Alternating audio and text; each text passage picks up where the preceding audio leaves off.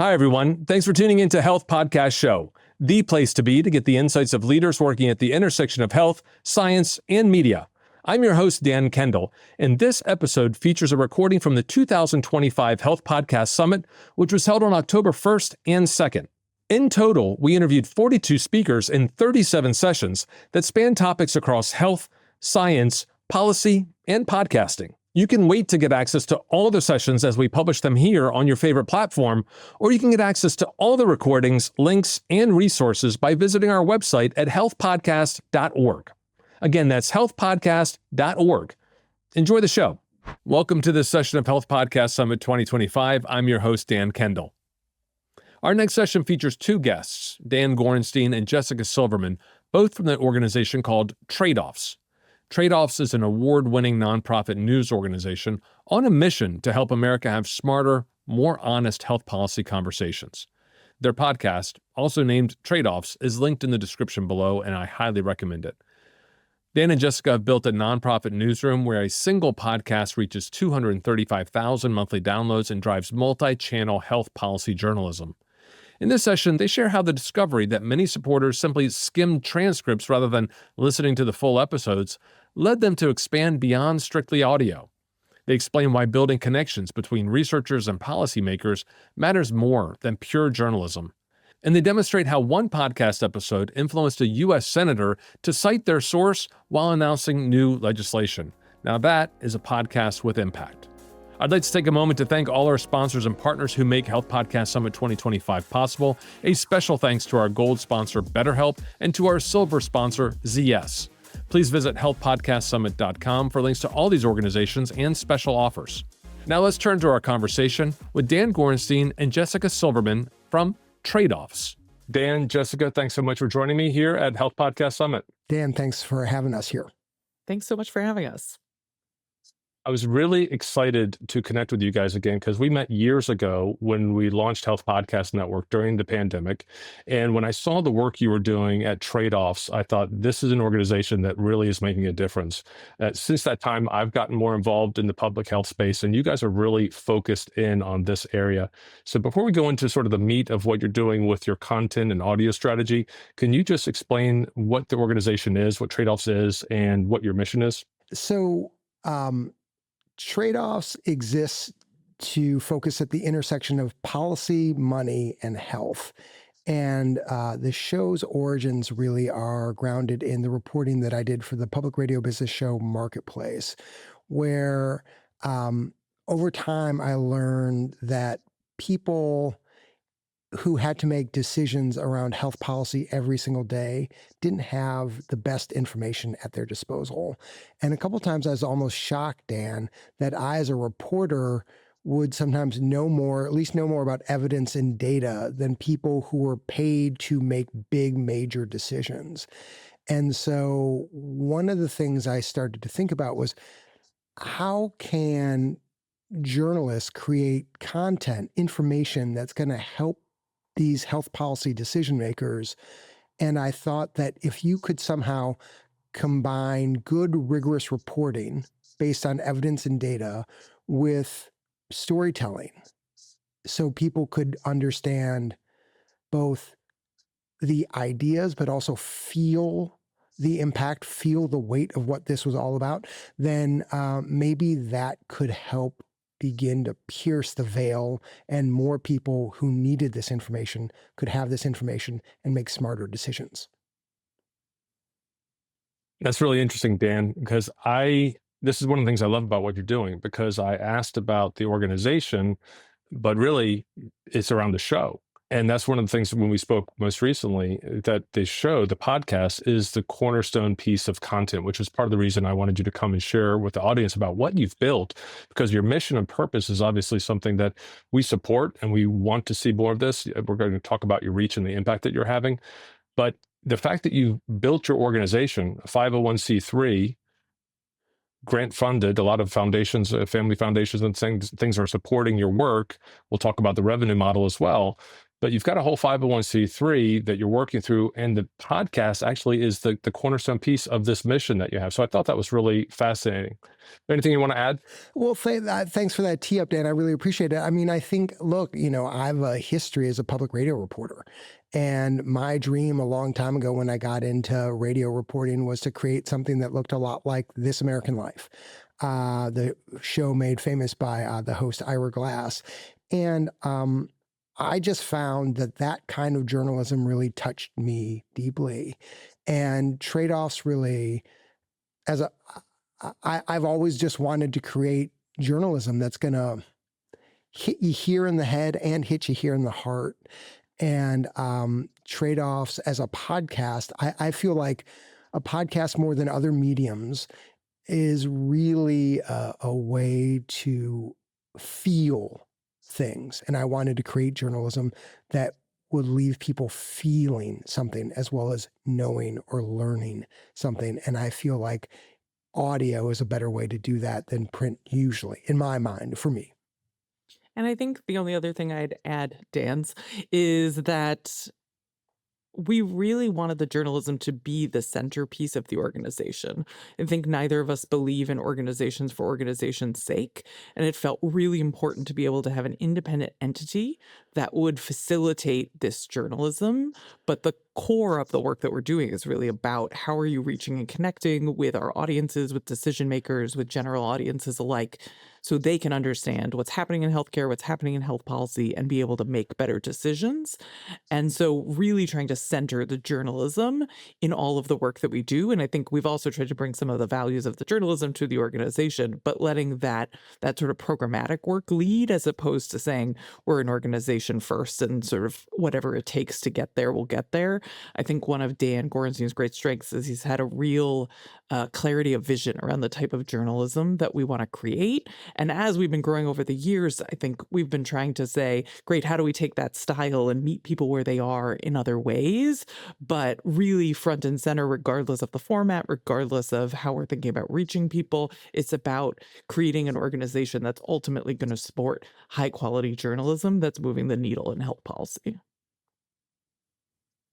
In another session, I spoke to Chad Peresman, who was working with Pfizer, and the year before COVID, they launched a podcast around vaccines. So it's really great timing. And as I think about your organization, your mission, and your content, you've been building this for a number of years. And I imagine that this is really a point where your work and the work you're continuing to do, the foundation of what you've set and the work you're continuing to do and build forward is critically important, which is, again, another reason why I was glad both of you would be guests here at the summit to share your mission and your work and hopefully get more people to listen to this. So who are the target listeners? Obviously, you're going to have a lot of rings around that circle of who is actually the center of that target, but let's start in the middle and sort of work our way outward.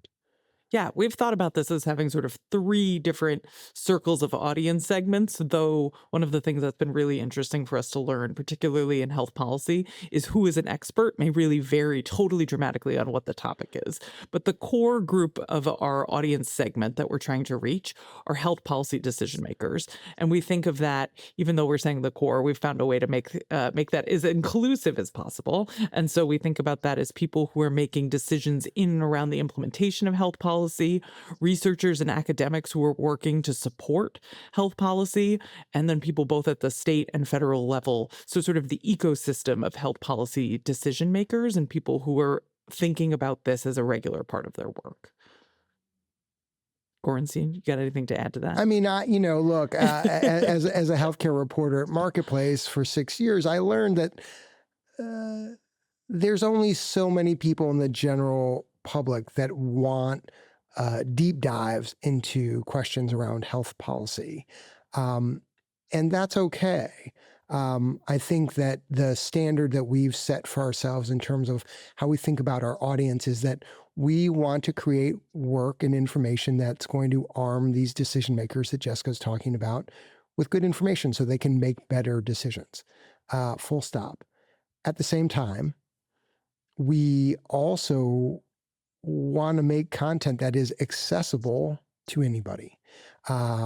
We joke often about, like, my mom, for example, who can get confused between what Medicare is versus what Medicaid is. And so when we edit our content, whether it's the podcast, a newsletter, a digital article that we produce, a live event, we're always thinking about who's the person that might be getting left behind. How do we try to avoid some of the jargon, some of the technical wonky stuff? Because I think too often, too much information in healthcare is coming at you fast. It's super technical. It's super important, but people tune out because it's not being set up to make it easy for them to understand. So one of the central tenets to our work is let's make this important, complicated stuff easier to understand. And I think, as Dan was saying, that ends up opening us up naturally to more people within our audience, because when you're really focused on creating accessible journalism, even if it's designed and we want to be reaching and influencing health policy makers, it enables us to reach a lot more people as well. So just quickly for all the audience out there, we will have links to your show and to your website here in the description, but can you just take us through, like, how long is the podcast? How frequently does it come out? Some idea, is this narrated, or are the interviews? Are they, just give the audience a little bit of insight around the content itself? So the podcast comes out weekly. We produce about 35 to 40 new episodes a year. Episodes vary in length. I'd say the shortest we do tends to be in the 17 to 19 minute range. The longest we'll do pushes a little beyond 30, but I'd guess most of our stories come in around 25 minutes. And we've found the closer we get to 30 minutes, the quicker people stop listening. So we've really found that 20 minutes-ish, plus or minus, is sort of the sweet spot for how we do it. In terms of the style of episodes, some of them are these sort of traditional podcasts, what we call two ways, where you have the host, who is me, interviewing a guest, having conversations. But we also do a lot of sort of what some people call longer form narrative journalism, where we have a narrated story. I'm the narrator. We talk to lots of different people. There's music, there's sound effects. It's sort of a traditional, almost like a documentary or a long feature that you might hear on public radio, for those of your listeners who are familiar with that, Dan. And then one of our common ways that we like to structure our episodes is we have our reporters who they go out into the field. They report on a story for anywhere from 2 weeks to 2 months, and they interview a whole bunch of people, and then they kind of come back and I interview them, and they sort of retell the story of what they found using clips from the people that they've interviewed. And we've found that format can be really effective because it sort of sets up a natural question, a natural story. What did the reporter seek, and what did they find along the way? And I, as the host, can sort of serve as the audience, the surrogate for the audience, asking, like, so what about this and what about that? How did that go? One of the things I would say, regardless of the format, that really makes the form of journalism unique is that we're not just trying to tell one person's story.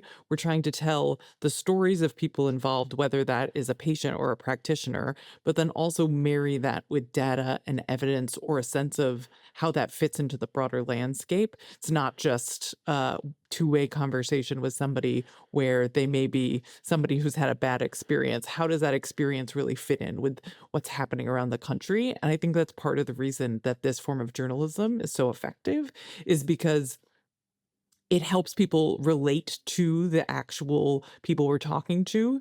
I think people can really understand the experiences that they're going through, but it also contextualizes it in a way that's not like, oh man, I feel so bad, so now what? It's, man, that's a really important story. Here's how that makes sense in a sort of national landscape. Or one of the ways that we've heard people talk about using our work is, wow, it's an interesting practice that's been happening at a state. What would that mean for my state? And so we really want to be able to lift up both the data and evidence and the lived experience of people that we're highlighting in a way that really makes the information actionable for the audiences. So we've talked about your North Star and your mission and vision and purpose around why you started to create this content, Dan. We've talked about the cornerstone content that you're working with the podcast. How do you align the other communication channels? Because one of the things that I like to say is that podcasts are not audio only, they're audio first, or as Brian Barletta from Sounds Profitable likes to say, audio forward. And then how do you build the additional things on top of it? What are you building in terms of live events, social media, newsletters, website content, articles, other periodicals where you might publish? How does all that fit together into your content plan? Well, I really want to hear what Jessica has to say here, but I'm going to just jump in and say, at the beginning, I was just like, podcast. We're just going to do a podcast. That's it. Forget about it. Like nothing else. Like that's the dream. That's the vision. We're going to like put out a podcast every week and we're going to be super relevant. And one day the New Yorker or the New York Times is going to scoop us up and we're going to go on our merry way. That was the vision. And then I started working with Jessica. And Jessica had this, like, she had a vision. And I probably will forever remember this one day. It was a gray, cold, bitter day in Philadelphia in February. It's brutal out. And she's like, we need to talk. I'm like, okay. And that was the beginning of what turned into about a 5-hour, 15-mile walk across the city of Philadelphia as Jessica began to really lay out her vision for us to become a multi-channel news organization, to stop being Tradeoffs, the podcast, and to start being Tradeoffs, a nonprofit health policy newsroom. So with that as the tee up, I'll turn it over to Jessica for the details. Quite the tee up. Well, and I promise it won't be a 5-hour conversation. I think No, this is it won't. where no, we like a long podcast, but that's too long.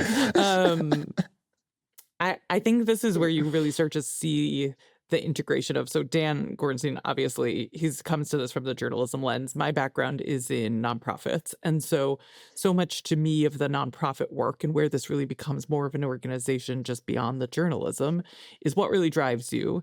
And if the driver is to be having people in places of, in decision-making positions, being able to get information, to me, that needs to really factor into how we're thinking about reaching out to them.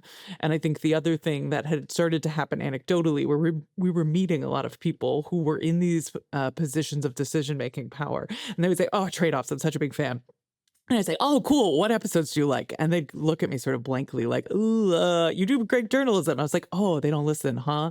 And then I would start to talk to other people. And so a few people said to me, hey, I skim the transcript a lot because I really like to read. And I think then on the flip side, when I started to talk to more people who were like nonprofit news executives, they really talked about the value of the reporting. And I would hear reporters talking about, I've been spending, 2 months working on this story, but it's going to come down to a 17-minute episode. How much is getting left on the cutting room floor? Where are there other examples that may not make the narrative arc of the podcast, but are really compelling and important for people to hear? What is the other research and evidence that may, again, be a little dry to be hearing in audio, but might be really important to be highlighting? And so starting to think about shifting from the model of everything is about the podcast to everything is about the reporting and what's the right way to be trying to reach people where they are, regardless of how they consume information. I'll sort of end with a final anecdote that I really loved. At a conference recently, I saw the president of a pretty major foundation who we were chatting for a little bit and I was talking about Tradeoffs and I said, do you listen to podcasts? And he looked at me and said, no. I said, great, then you should sign up for our newsletter because we can give you everything in about 5 minutes.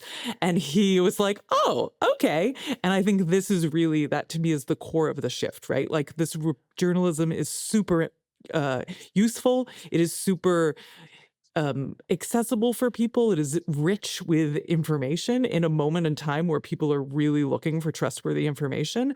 And I think part of our adjustment has to be, it's got to be about getting to the people and really delivering that as more of the North Star than the product that we were thinking of. And I also say, that doesn't devalue the value of the podcast. That is still the way that we reach the majority of our audiences. And I think to a lot of what we've talked about that narrative structure being really digestible, that is great. But we also have to recognize that that's just not how everybody consumes information. So we've got to reach people where they are.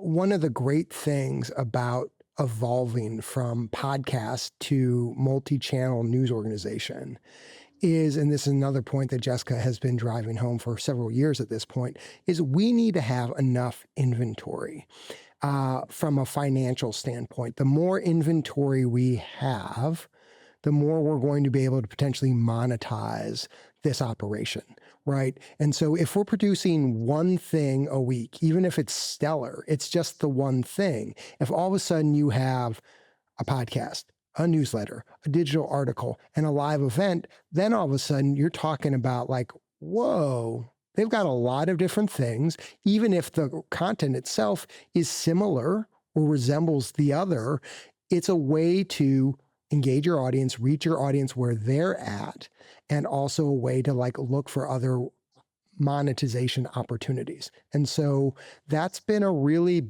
big shift. It's been a little bit of a hard shift, but we are figuring out how to do it, find our feet, and it's really actually pretty exciting, to be honest with you. Thank you so much for sharing that insight, because you're exactly hammering home the message that we're trying to send here to everyone working in various aspects of health, is that this does not need to be a completely different strategy. This is a part of an omni-channel, multi-channel strategy. And it's not about if you use audio, it's about how you use audio Well to said, Dan. achieve your goal. How do you use it to achieve your goal of whatever that is? And another thing I've said a lot here on this summit is you don't decide to make a podcast, you decide to add one.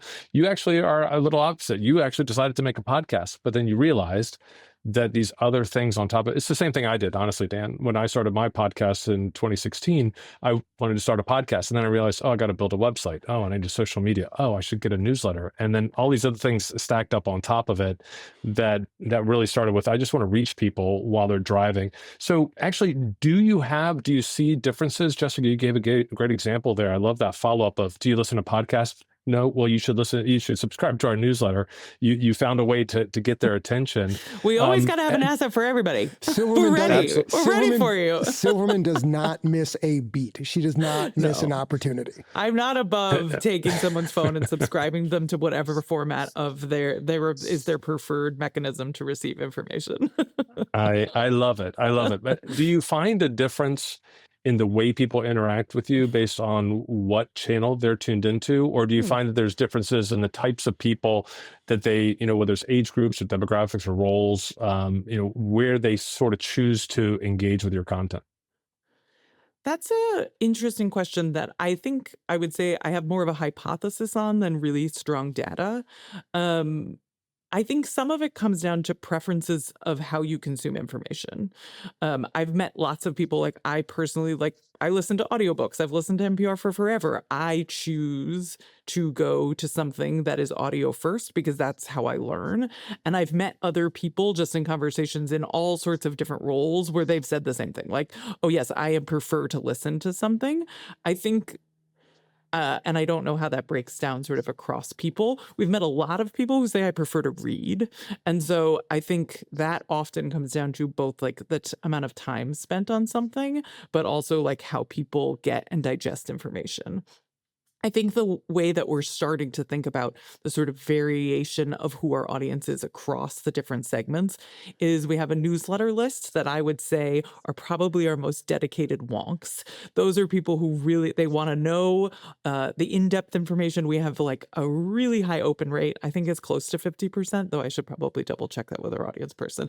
But we have a really high open rate for industry standards. We see people clicking on a lot of our links. And so we see this really engaged audience that skews a bit more wonky. Our podcast runs on NPR ONE, where we get a lot of our audience from. And I would say that we've imagined skews more of what the traditional NPR audience looks like, and we'll look at a lot of their demographics. As we've started to do live events, one of my favorite things about that is it's a great way to get information about who is interested. Some of the live events, and we recently did a series in partnership with the University of Pennsylvania's Leonard Davis Institute. And we saw that skewed, again, academic, a bit more wonky, people who really want to be having a conversation that lasts 45 minutes on what's happening in the news or around a specific topic. And so seeing those various pieces, we're starting to get a picture of what product can we start to think in a generalized way reaches people. But then I also think you have to factor in that nothing is sort of universal and everybody has their own preferences. And then I think social media, so much has changed, obviously, in social media. When we first started, we had a relatively large following on Twitter, now X. I'd say we've shifted a lot of our efforts more to LinkedIn because I think that is a place where professionals are interacting and it's much easier. I think a lot of people who are engaging with our content are doing so in a professional context, and that feels like a natural home. But I would say that has sort of shifted a little bit of our social strategy. And so those are the ways that we've started to think about how do we match sort of audience segment to product with a big asterisk, as I said, that everybody's got their own preferences. Yeah, I mean, I think at the end of the day, Dan, we still are saying to ourselves, we've just got to publish across the mediums because we don't know yet. We can't tailor certain content for a certain audience. We're just too small of an organization. And I don't even know if the largest organizations have a great handle on exactly what to do. It's still this kind of scattershot, like let's just make sure we show up across the mediums.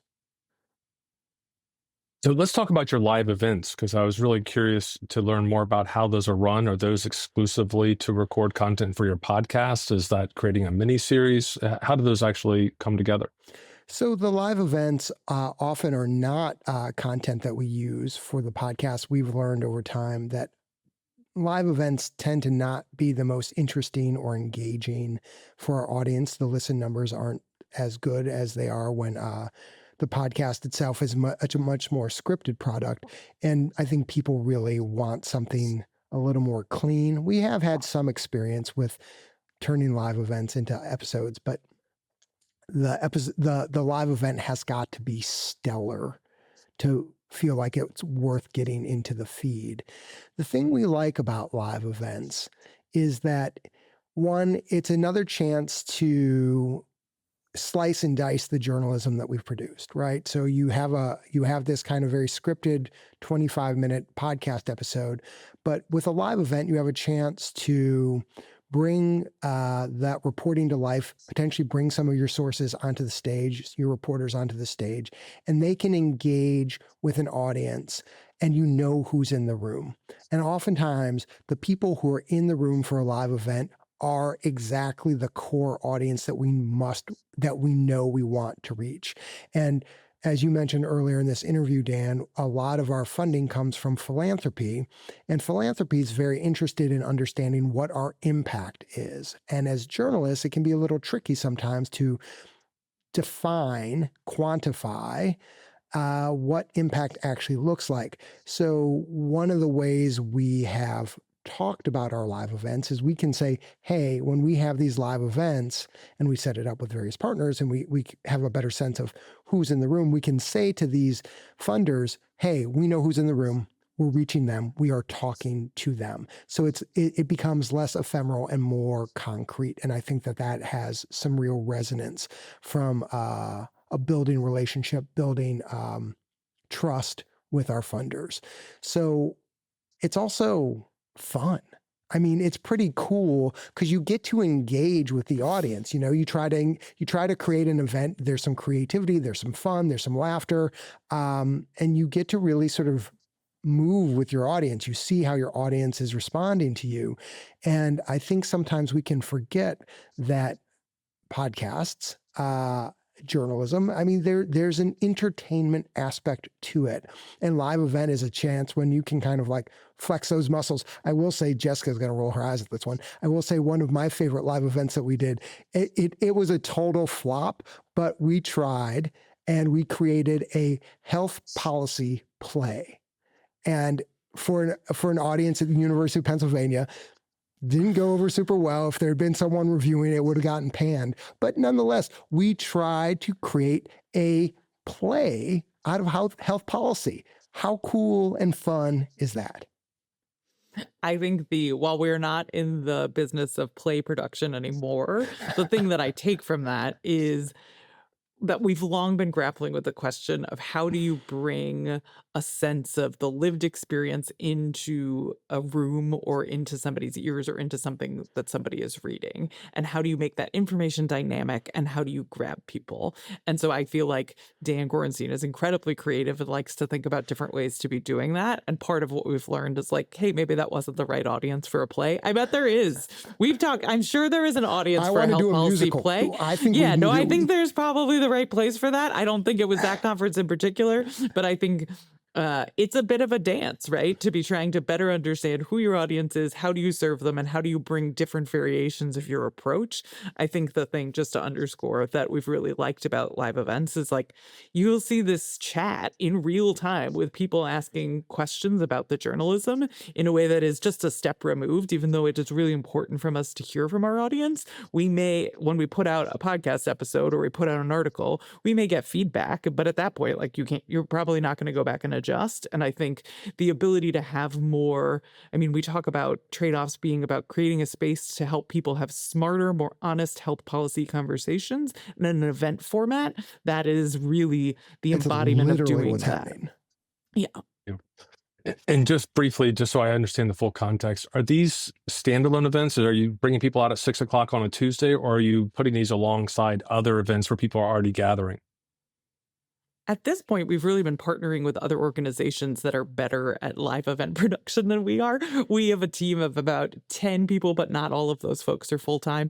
And we have no one who's really done event production. And so we've been trying to work with other organizations that are really good at that. And so we've been piloting them with different organizations to start to figure out more of what is the thing that we really bring to the table. And we're trying to think about doing that more in the future. But at this point, most of them have been virtual, though some of them have been live and in person, and usually in partnership with somebody else who's already really good at convening that type of audience and has an agenda that they're thinking through. Yeah, we talk about events. We have one particular conversation with Rich Scarfo, the president of Health, HLTH. And one of the reasons we wanted to have this conversation at the Health Podcast Summit is to make more events aware of the opportunity to create a bit of a spectacle, an opportunity to bring creators like yourself into an environment in a contextually relevant way and have people engage, because you're a little bit like a celebrity. Sorry to say, you might not want that sort of mantle or influencer, however you want to position it. But I think it is an opportunity for events to reach beyond the square footage of the actual meeting space and to reach into the other 362 or 364 days of the year with information within the run up to the event, and obviously create a bit of an event or spectacle at the event where people can engage and participate in this live event or recording, whatever it might be, and then also carry on, and you can continue to promote that. I'm sure all of your podcasts get downloaded every month by somebody's discovering your feed, and they're going back and they're listening to your old stuff. So these things have a real longevity. Dan, you touched on it. Oops, sorry. Before you get just one quick, you just said a really important word, I think, that I just want to hit hard as we think about live events, as others think about live events, and that is the word engage. I think live events really offer the audience an opportunity to engage with journalism, to engage with information in a way that is harder to do if you're consuming it on your phone, in your ears as a podcast, if you're reading it in the paper, whatever. I think a lot of us are trying to do this work because we want to help people have better information. And live events, I think, are a way that people are more likely to remember something, retain something, and move on something. And so I just think that's a call out for anyone who's in our space thinking about this kind of work and thinking that if you want to really move people, think about how you might be able to do some live events. Yeah, I mean, immediately comes to mind the American Public Health Association. That I went to their event year before last in Atlanta, and one of the things on the agenda was a live podcast recording by someone there on stage, and it was an auditorium there in the convention center in Atlanta, and several hundred people in the room, and they all got to participate in this podcast recording. I think it was just two individuals, might have been three. I can't exactly recall the setup, but we're trying to we want events and associations that are doing this, and even companies that have booth space to be able to say, hey, come and set up a recording booth or do a meet and greet or have a panel session and answer questions about your content strategy, your reach or whatever, to bring it into these live opportunities for people to connect. So Dan, you talked a little bit about it before in terms of your impact. Is there anything else that you can tell us about how you measure your impact, whether it's strictly around downloads or newsletter subscriptions or listening time, revenue in terms of any fundraising that you need to do? How can you share with us around anything more around your impact? Well, I'm going to throw that one to Jessica. That is straight up in her wheelhouse. She's the person who produces our annual impact report. Thank you. I feel like in prep for this interview, I started to think about our evolution around this and how in the early days we would just look at every number we could get our hands on and all look at each other and go, what does it mean? And as we've done this longer and longer, trying to get much more sophisticated about understanding what metrics and proof points we're looking at, and what are they actually bubbling up to? And so we try and really think about separating out what is our reach, what is the engagement we see, and what is the impact that we're seeing, and recognizing that things that we may do for a more impact play or a piece of our journalism that will be able to drive impact may not be the same thing that's going to drive our reach or spark a lot of engagement. But knowing that all those things have value in different ways, but you've got to understand what you're trying to do, or at least once it's happened, start to look at thinking about what you're looking at through the various lenses of what are we actually measuring here and what do we want to see. And so in terms of reach, our podcast is downloaded about 235,000 times per month, and that's from 150,000 different unique listeners. And so to your point, we are seeing that most people who are listening to our work are listening to more than one piece of our work over the course of a month, which is awesome.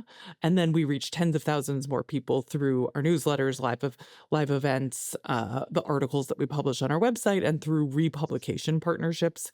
We've been trying to work with entities we've worked with NPR for the longest amount of time, and we republished something with the 19th. We've worked with Cal Matters recently, and really trying to build out the network of republishing partners that we work with to help us facilitate our reach.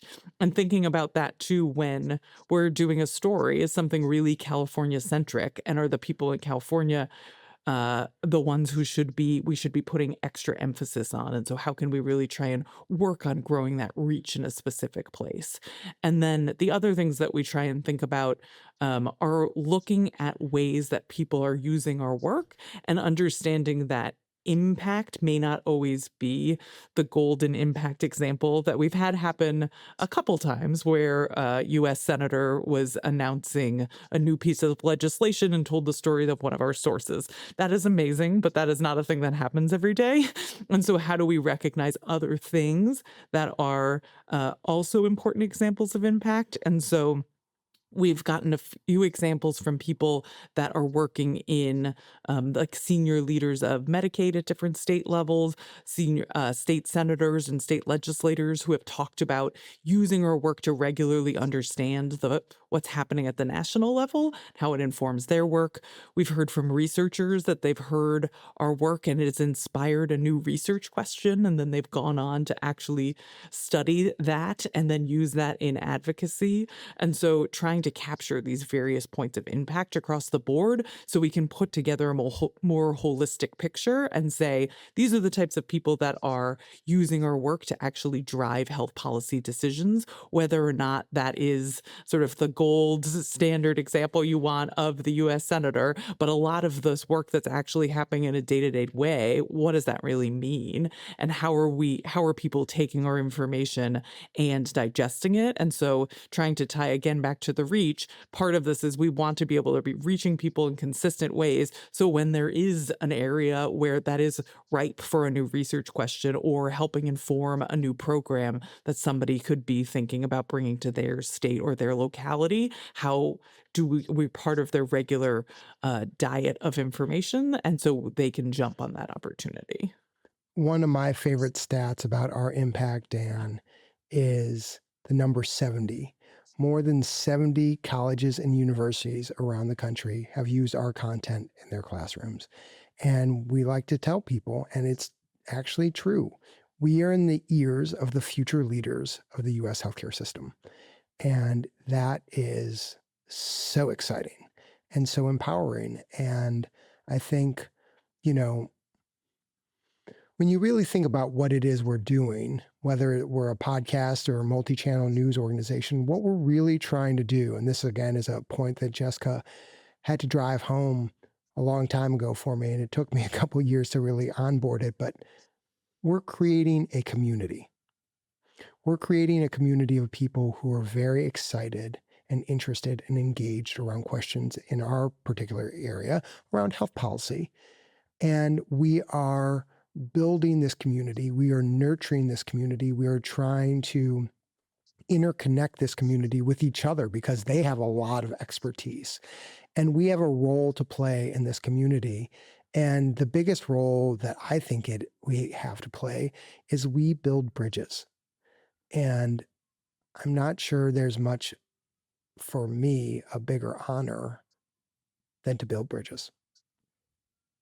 I'll give one bridge building example really quickly before we wrap, but I was looking up, we have an impact channel in our Slack, and that a professor heard some of our reporting and then reached out to somebody working on a program because they wanted to actually be able to do some research on one of the things that they heard about. And so again, it's these, like, even though we may not always be part of the actively cultivating those connections, knowing that people can turn to us for quality information, sources, programs that can actually inform and help move forward their day-to-day work.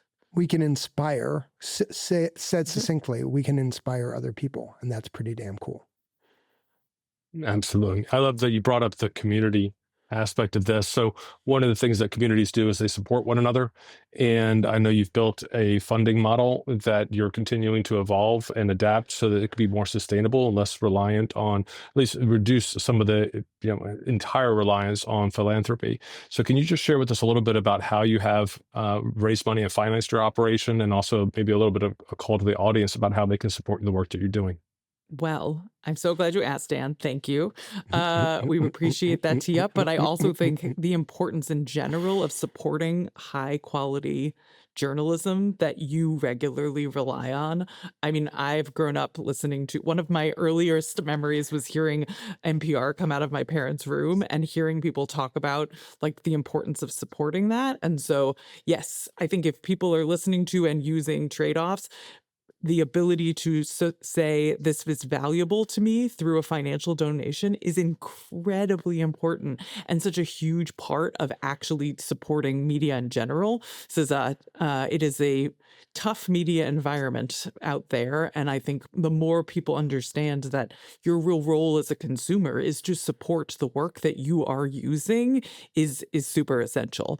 So we've been trying to grow the number of listener donations, as you were saying, to become increasingly less reliant on institutional philanthropy. Right now, I think the last time we checked, like less than 1% of our audience actually donates. And I will say, when we have run some I won't call them sort of end of year donation drives, that really seemed to resonate for folks, understanding like, oh, wow, a lot of people are consuming this information and finding it useful, but not then saying, I'm willing to financially support you. And so at this moment, I get an alert every time we get a donation. Like, we see things that closely. And it really does matter and helps us move the needle forward to recognize ways that we can support the organization.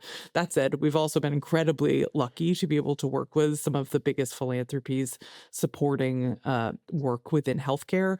They have been incredibly generous as we've gotten the organization off the ground. I think, as you know, when you're trying to fundraise for a brand new idea, that is a difficult thing. It's difficult to think about the impact that you have when you're wanting to aspire to it. It's been much easier now that we've actually been able to collect some of that.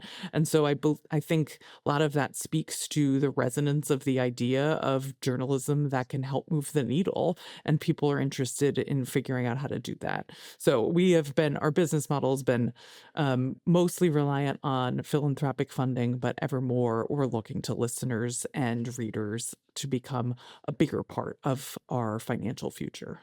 And a couple of other ways that we are continuing to bring in revenue is I've begun to give talks. I will moderate panels. I have done some trainings, some communications trainings, all as ways to these sort of almost like service contracts to work with people, and that those dollars help fuel our operations. And it's a part of the business that we are looking to explore and expand and figuring out how to juggle this, because we are this multi-channel news organization, as we've been talking about in this conversation. And how do you pay for that? Where does the money come from? And philanthropy is going to be part of the answer, but the bigger philanthropy is as part of the answer, the harder it is to just sort of turn at a moment's notice when the news changes and flips, and you want to be able to be as responsive as possible. Sometimes it can be difficult because these grants that you've received are for a certain area of coverage. And you might need to put that certain area of coverage on the back burner because some new major news is just broken. That's actually a challenge that we've had this year in 2025, as that we've seen major changes to Medicaid, for example. We didn't have a grant in 2024 to cover major changes to Medicaid in 2025 because in 2024, we did not know or anticipate that that's what was going to happen. So that's a really nice example of how difficult it can be to fund pressing journalistic coverage when you are overly reliant on foundation. So one of the great challenges for us, and I think for nonprofit journalists around the country, is figuring out how to do this dance. And also, Dan, it's a long way of saying thank you for having us on and giving us an opportunity to tell our story and talk about the opportunities that exist within the work we do and the challenges that we have, so more people can understand from the inside what this is actually like. Thank you. It's really cool that you've had us on. It's my pleasure. So we'll have links to your website, tradeoffs.org, if you're listening. We'll have links to your newsletter as well as your podcast on a few popular platforms. We'll also have your LinkedIn connections there so people can reach out. And we do want to encourage people to go and support your work because you are doing really fantastic work to support people making decisions and being impacted by public health. So thank you. My guest is Dan Gorenstein and Jessica Silverman. Thank you both for being on the program. Thanks so much for having us. I've got to add if you're looking to support us, you can go to tradeoffs.org and there is a great donate button that they can click on right at the top. Boop.